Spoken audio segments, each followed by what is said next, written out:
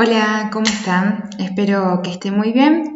Este es un video tutorial del TP10.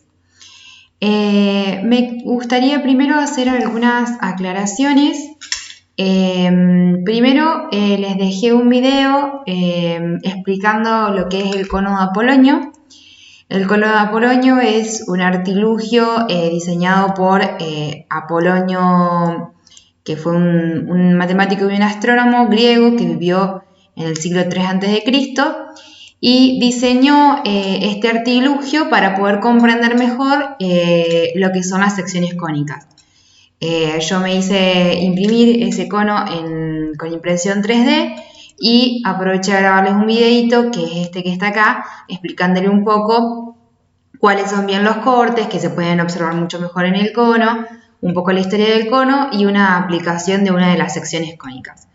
Me pareció muy interesante, me hice imprimir el cono 3D por ustedes y para ustedes, así que espero que vean este video y que les resulte tan interesante como a mí. Después de ese video les quise hacer algunas salvedades del TP8. Estuve corrigiendo el TP8 y me pareció que había algunas cuestiones que no se habían comprendido bien. Cuando yo explico lo que son las secciones cónicas, explico cómo se generan y luego cuáles son las secciones cónicas. Es decir, primero explico los cortes que me generan las secciones cónicas y luego el producto de ese corte del plano con el cono. Esa es la sección cónica, ¿sí? Se los expliqué acá con el corte de un salamín. Cómo yo corto el salamín, acá en diagonal o recto, es cómo el plano interseca el cono. Pero lo que yo quería que saquen fotos no es al corte, sino al producto, es decir, el resultado de cortar el salamín. En este caso, el resultado de cortar el salamín recto va a ser una feta redondita, y en el caso de cortar el salamín en diagonal va a ser más elíptica, ¿sí? Entonces lo que yo quería que encuentren es estas formas, ya sea redondita o elíptica, en sus casas.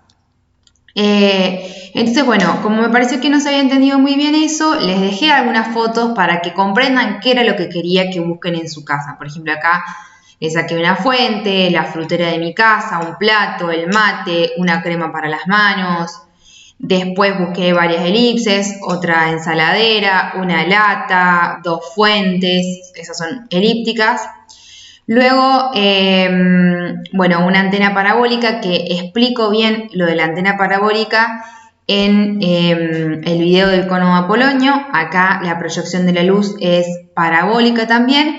Y les dejé un videito de un tiro, o sea, mi mamá tiró algo y la descripción de ese tiro, o sea, si iría haciendo una línea el tiro, a medida que se va trasladando el objeto, va a definir una trayectoria parabólica también. Luego encontré estos dos objetos que me parece que ejemplifican bien una hipérbola. Entonces, lo que yo quería que hagan era eso, buscar objetos que sean parábolas, elipses, circunferencias. La hipérbola es mucho más complicada, pero a lo mejor podían encontrar algún objeto extraño en su casa que justo sea una hipérbola. Entonces, eso era lo que quería que más o menos hagan en el TP8. Se ve que no me expliqué muy bien o no se entendió, así que bueno, por eso hice esas salvedades, porque me parece interesante que se comprenda bien por más que ya se haya entregado el trabajo. Bien. Con respecto al contenido de los desarrollos de este TP, vamos a desarrollar la elipse como lugar geométrico. En el TP9 empezamos a ver qué es un lugar geométrico, cómo definimos un lugar geométrico en matemática, y luego vimos estas secciones cónicas desde la perspectiva de lugar geométrico, ¿sí?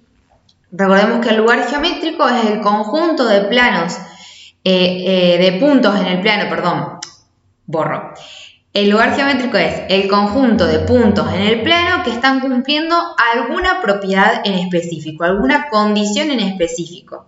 Y esa condición yo la escribo y la anuncio a través de una ecuación. Entonces, la ecuación de la circunferencia, la ecuación de la elipse, la ecuación de las otras secciones cónicas, lo que nos están indicando es cuál es la condición que yo estoy estableciendo para que esos puntos en el plano me determinen esta figura, ¿sí? La elipse se denomina como lugar geométrico teniendo en cuenta dos puntos que se van a llamar focos y todos los puntos que tengan la distancia a un foco más la distancia al otro foco siempre igual, esa suma siempre me dé igual, entonces todos esos puntos van a estar conformando mi elipse. Para que comprendan, yo acá me hice mi elipse en el GeoGebra. Fíjense que en esta elipse yo tengo dos focos, ¿sí? Que están ubicados en -2 y en 2. Tomé un punto, el punto D, sobre la elipse.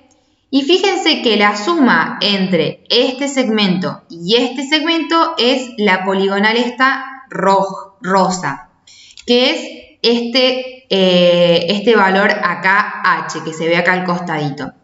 Fíjense que cuando yo empiece a mover este punto, ¿sí? sobre la elipse, el segmento H acá no va a modificar su valor. Fíjense que yo lo modifico y H sigue siendo 5,66. 5,66, 5,66. ¿Quién es H? La suma entre la distancia del punto a un foco y la distancia del punto al otro foco. Si yo sumo esas distancias, siempre me tiene que dar igual. Todos los puntos que siempre me den igual en esa suma conforman la elipse, ¿sí? Entonces, ¿qué necesito yo para que exista una elipse? Dos puntos.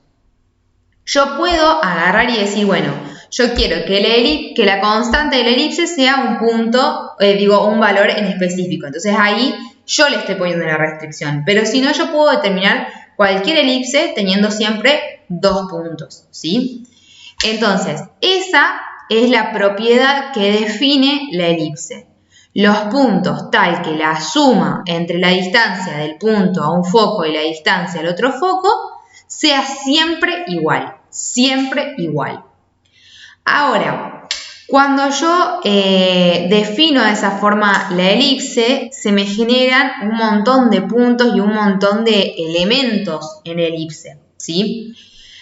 Yo voy a ir nombrando los elementos de esta elipse, pero en realidad lo que yo necesito son dos valores concretos que ya les voy a indicar cuáles son. Entonces, obviamente, por la complejidad de la elipse, a diferencia de la circunferencia, se generan mucho más elementos como consecuencia. Pero vamos a ver que solo vamos a utilizar algunos, pero que tenemos que ver cómo obtenemos esos elementos, ¿sí? Entonces, en mi elipse yo voy a tener dos ejes, ¿sí? El eje vertical y el eje horizontal. La distancia sobre uno de los ejes, ¿sí? Le voy a llamar diámetro mayor al que sea el mayor y al que sea menor en la distancia se va a llamar diámetro menor. Esto puede variar, ¿no? El diámetro menor puede estar sobre el eje horizontal y el diámetro mayor puede estar sobre el eje vertical. No es que siempre voy a tener la elipse acostadita, como si estuviera acostadita. Yo puedo tener una elipse que sea así. Y en ese caso, el diámetro mayor va a ser el vertical, no el horizontal. Vamos a ver ejemplos siempre de elipses que tengan sus ejes vertical u horizontal. ¿Sí? No lo vamos a ver rotada a la elipse, siempre lo vamos a ver un eje va a ser paralelo al eje Y y el otro eje va a ser paralelo al eje X, es decir, vertical y horizontal, siempre en corte perpendicular, ¿sí? Ahora, entonces yo tengo los dos focos, ¿sí? La distancia entre los dos focos se llama distancia focal y puedo escribirlo como F1, F2 segmento y eso va a ser igual a 2C.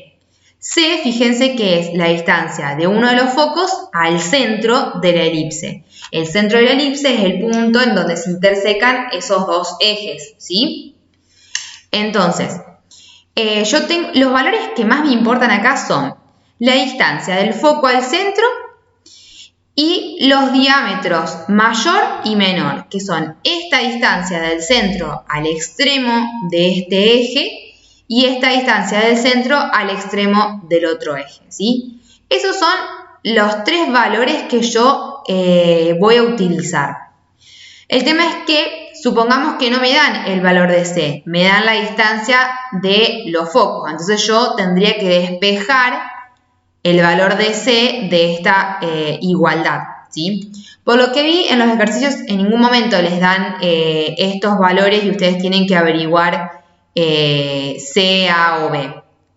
Pero es importante saber de dónde salen, porque si en algún caso a mí me dan la distancia focal y no el valor de C, yo sé que teniendo la distancia focal puedo averiguar el valor de C.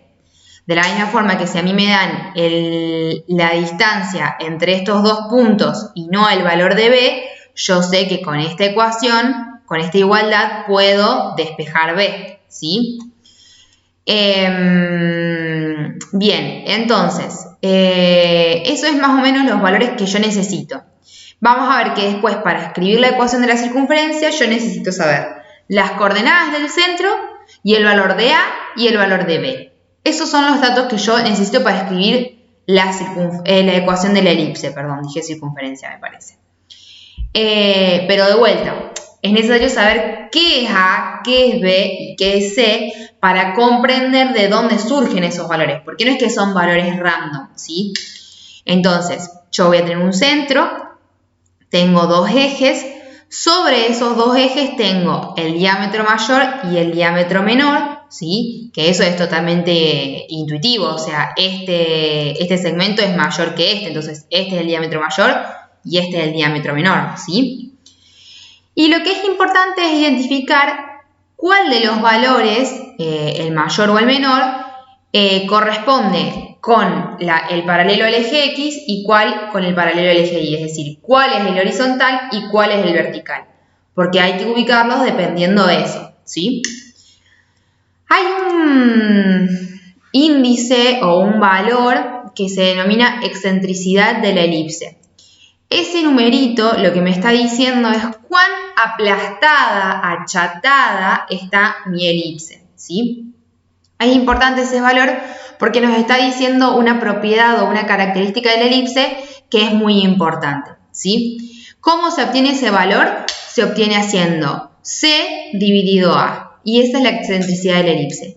Mientras la excentricidad de la elipse sea mayor, ¿sí?, la elipse se va a ver mucho más achatada, que es esta ecuación que dice acá. Cuando más alejados están los focos del centro de la elipse, mayor nos va a dar la excentricidad y se va a ver más achatada. El valor de la excentricidad siempre está entre 0 y 1 y nunca va a ser 1, porque eso, en ese caso quiere decir que C es igual a A y ahí no tiene sentido, ¿sí? Bien, entonces, cuanto mayor es la excentricidad, más achatada va a estar mi elipse. Cuanto menor es mi excentricidad, más similar a una circunferencia va a ser mi elipse, ¿sí? Bien, ecuación de la elipse. Fíjense que acá yo tengo el diámetro mayor, que es A, está sobre el eje X, y el diámetro menor, que es B, está sobre el eje Y. Entonces, en este caso, el diámetro mayor va a estar por debajo de la coordenada X. Y en este caso, el diámetro menor, que está sobre el eje Y, va a estar por debajo de la coordenada Y.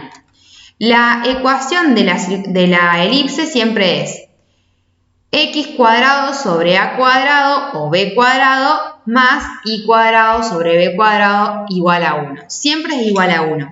Lo que va a variar es qué coloco yo debajo de x y qué coloco debajo de y. En este caso, el diámetro mayor está sobre el eje x, entonces va a estar colocado sobre el eje x. Pero en este caso, fíjense que el diámetro mayor está sobre el eje y, entonces va a estar debajo de la coordenada y, ¿sí? Y el menor está sobre el eje X, por lo tanto va a estar debajo de la coordenada X, ¿sí? Entonces es importante identificar con qué coordenada relaciono el diámetro mayor y el diámetro menor, porque no es siempre igual, no es siempre el diámetro mayor sobre la coordenada X y el menor sobre la coordenada Y. ¿sí? Varía dependiendo la posición en la que está el elipse, ¿sí? Y después, esto es en el caso de que la elipse esté centrada en el 0, 0. Y después, si la elipse está centrada en un punto fuera del origen, ¿sí? Ahí voy a tener que poner las coordenadas, voy a usar las coordenadas X y las coordenadas Y del centro. Siempre teniendo en cuenta que en la ecuación voy a poner el signo contrario. Entonces, en este caso, fíjense que A y B, que son las coordenadas del centro de la elipse, están en el primer cuadrante, por lo tanto las dos son positivas. Pero la ecuación, ¿sí? Ahí pongo un menos y ahí pongo un menos. Les escribí ejemplos utilizando acá el GeoGebra. En este GeoGebra les escribí elipse 1, elipse 2 y elipse 3. Y en el Word, en el documento donde explico todo esto, les dejé el link de el GeoGebra para que ustedes puedan verlo bien y la ecuación de las 3 elipses que aparecen ahí en el GeoGebra. ¿Por qué les dejé el GeoGebra? Porque como hay muchas construcciones y muchos valores, va a ser más fácil que ustedes lo vean acá. Vieron que acá hay un montón de datos. Bueno, es más fácil que ustedes tengan el GeoGebra para ir viendo cuál es el dato que yo necesito. Entonces, lo que yo dije que necesitaba para escribir la ecuación de esta elipse es las coordenadas del centro, que en este caso son las coordenadas del punto P. Entonces me voy acá al costadito y busco las coordenadas del punto P. En este caso, fíjense que las coordenadas del punto P ambas son positivas. Entonces, en la ecuación, fíjense que escribí las dos en negativo. Después necesito el valor de P a J, ¿sí? Este valor y el valor de P a O. Ahí no se ve muy bien, pero ese valor, ese puntito es O. Entonces, este segmento se llama L y este segmento se llama K. Entonces me voy a donde dice segmentos y busco el valor de L y el valor de K. En este caso, K es el que está puesto de manera horizontal, entonces va a estar por debajo de la coordenada X, ¿sí? Entonces K, que vale 2,24, lo pongo debajo de X, por eso está debajo de X. Y luego 1, que era el valor de L, que es el eje vertical, ¿sí? El diámetro vertical, lo voy a poner por debajo de la coordenada Y, ¿sí? Entonces, ahí pongo debajo 1 al cuadrado y siempre está igualada a 1. Y siempre acá en el medio tengo un más, ¿sí? Bien, la ecuación de la elipse 3, que es la que está acá abajito, fíjense que en este caso toda la elipse está en el cuarto cuadrante, ¿sí? Vamos a ver las coordenadas del centro. En este caso el centro es el punto U, entonces me voy al costadito y veo cuáles son las coordenadas de U. Acá me está diciendo que U tiene coordenada X 8,5 e Y menos 7, entonces la parte de X va a estar negativa y la parte de Y va a ser positiva porque les cambio el signo. Entonces, en este caso tengo menos 8,5 y más 7, ¿sí? Después veo cuáles son los diámetros, el mayor y el menor, y veo cuál es el que está en forma horizontal y cuál es en forma vertical. El forma horizontal es el segmento P, entonces me fijo cuál es el valor del segmento P, acá en este caso es 2,53, entonces esto, el valor de 2,53 va a estar por debajo de la coordenada X, y Q, que es este otro segmento, tiene un valor de 2,04, entonces escribo 2,53 por debajo de la coordenada X y 2,04 por debajo de la coordenada Y. Y esa es la forma de buscar bien los elementos para escribir la ecuación de la elipse.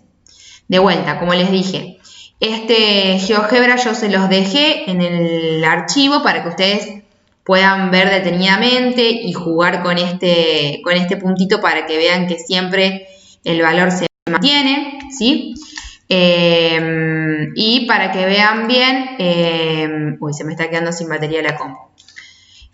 Para que vean bien los elementos de cada una de esta elipse y revisen si hay algo que por ahí no se vio bien o no se comprendió bien.